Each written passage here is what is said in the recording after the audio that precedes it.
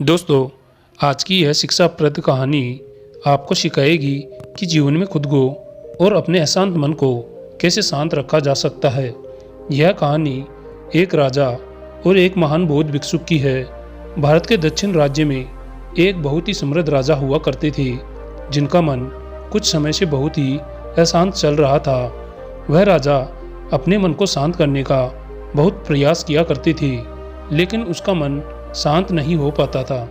वह अपने राज्य के बड़े बड़े विद्वानों को बुलाता है और पता लगाता है कि मन को कैसे शांत किया जाए। बड़े बड़े विद्वान आते हैं और उपाय बताकर चले जाते हैं, लेकिन कोई भी उपाय काम नहीं करता। तभी एक व्यक्ति राजा से कहता है, हे राजन, मेरे पास आपके मन को शांत करने का सबसे उत्तम उपाय है।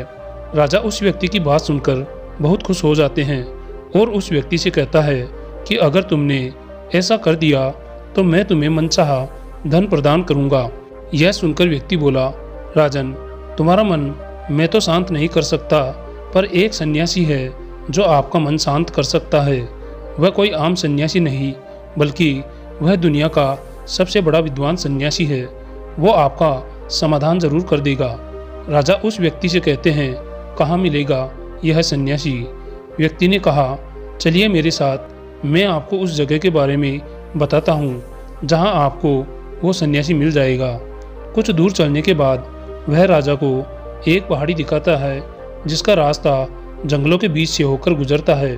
व्यक्ति पहाड़ी की ओर इशारा करते हुए बोलता है कि वो महान सन्यासी आपको यहाँ से कुछ दूर उस जंगल के बीच पहाड़ों पर मिलेंगे।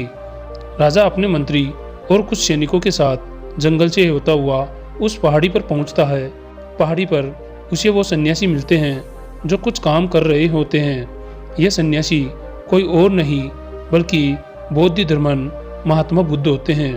राजा बोधिधर्मन महात्मा बुद्ध के पास जाता है और कहता है कि सुना है आप बड़े ज्ञानी हैं, किसी ने मुझे आपके पास भेजा है कि आप मेरी समस्या का समाधान कर सकते हो। महात्मा बुद्ध राजा की बातों को अनसुना करते हुए अपना काम करते रहते हैं। इसके बाद राजा तुरंत अपनी समस्या बताते हुए कहता है कि मेरा मन बहुत अशांत है, क्या आप मेरे मन को शांत कर सकते हो?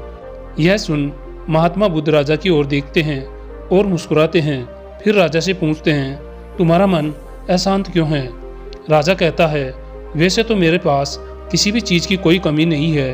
धन मेरे पास इतना है कि जिसका मुझे खुद अंदाज़ा नहीं है।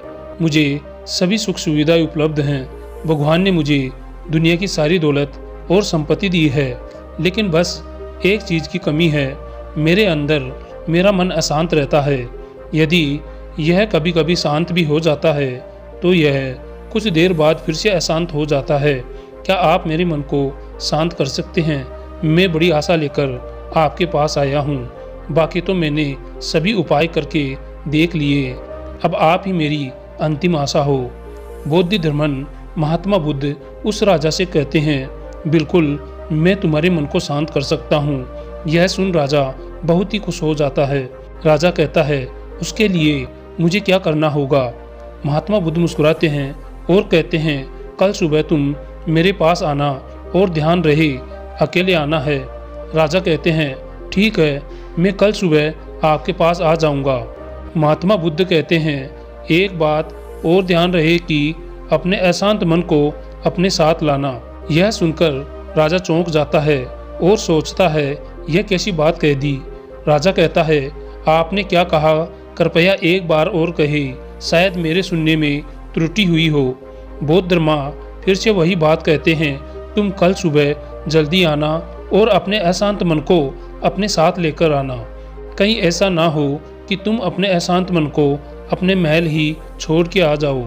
राजा सोचता है कि लगता है यह कोई पागल आदमी है, क्योंकि अब राजा के पास कोई और विकल्प शेष नहीं था।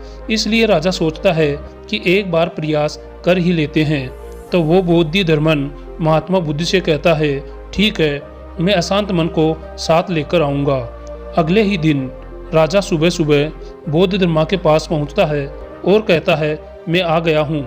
बोधिधर्मा महात्मा बुद्ध उस राजा से कहते हैं, तुम तो आ गए, लेकिन तुम्हारा अशांत मन कहाँ है?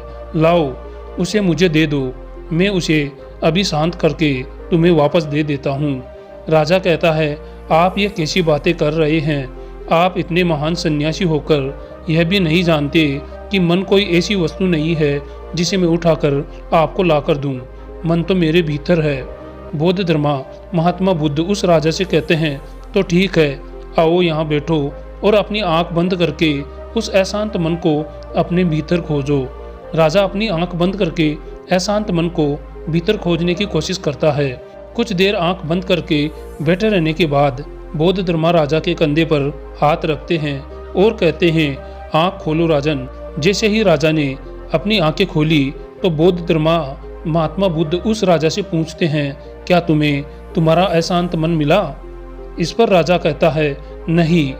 बौद्ध धर्मा फिर से बोले, ठीक है, अब तुम कल प्रयास करना, आज के लिए इतनी खोज पर्याप्त है। राजा अपने महल चला जाता है। अगली सुबह राजा बौद्ध धर्मा के पास वापस आता है और वैसा ही करता है जैसे कल बताया था। राजा एक स्थान पर बैठकर आंखें बंद करके अपने भीतर अपने अशांत मन को खोजने का प्रयास करता है। कुछ देर तक राजा बैठा रहता है। बौद्ध धर्मा फिर से राजा के कंधे पर हाथ रखते हैं और कहते हैं, क्या तुम्हें तुम्हारा अशांत मन मिला? राजा बहुत शांत आवाज में बौद्ध धर्मा महात्मा बुद्ध से कहता है, नहीं गुरुजी। इस पर बौद्ध धर्मा महात्मा बुद्ध फिर से वही बात कहते हैं कि कल फिर से आना और पुनः प्रयास करना। अगले दिन राजा बौद्ध धर्मा के पास आए और वैसा ही करता है जैसे पूरे 2 दिन करके गया था। राजा बैठता है और अपनी आंखें बंद करता है और अपने भीतर अशांत मन को खोजने का प्रयास करता है। बहुत देर बाद होने के बाद हर बार की तरह इस बार भी बौद्ध धर्मा राजा के कंधों पर हाथ तो रखते हैं और इस बार राजा की आंखें नहीं खुलती। राजा बस अपनी आंखों को बंद करके बैठा रहता है। इस बार राजा पूरी तरह ध्यान मग्न हो जाता है। काफी समय बीत जाता है। वह बौद्ध धर्मा भी राजा के पास ही बैठे रहते हैं। पूरा दिन बीत जाता है, पूरी रात बीत जाती है। जब अगले ही दिन सुबह के समय राजा अपनी आंखें खोलता है, जैसे ही राजा की आंखें खुलती है, राजा अपने सिर को बौद्ध धर्मा के चरणों में रख देता है और कहता है, मुझे मेरा अशांत मन तो कहीं नहीं मिला, पर वो परम शांति जरूर मिल गई जिसकी तलाश में मैं अब तक भटकता रहा। तो दोस्तों, इस राजा की तरह ही हम भी अपने मन की शांति को कहीं बाहर खोज रहे होते हैं, लेकिन हमारे मन की शांति हमारे अंदर ही है।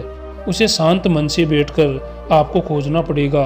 अगर आपको यह कहानी पसंद आई है तो कृपया लाइक और कमेंट्स करके चैनल को सब्सक्राइब अवश्य करें।